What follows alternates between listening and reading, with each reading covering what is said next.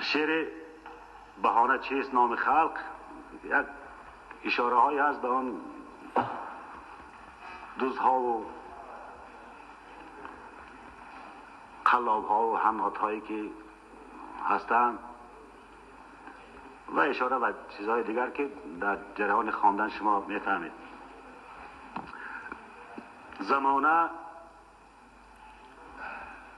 زمانه بی نظام شد، بهانه چیست نام خلق. زمانه بی نظام شد، بهانه چیست نام خلق.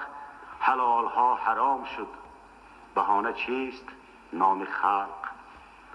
خزینه ها تمام شد، بهانه چیست نام خلق. وطن به کام وام شد، بهانه چیست نام خلق.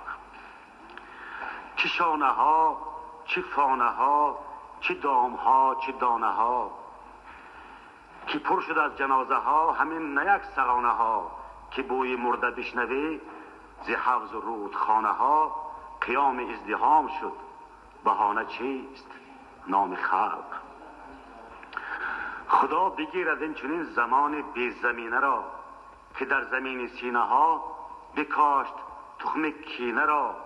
که از ره نفاق زد بسنگ آبگینه را. طلوع روز شام شد، بهانه چیست نام خلق. نه خانه های مردمان نه خانه دل است گرم. نمی کنند حارسان ز حال زار خلق شرم.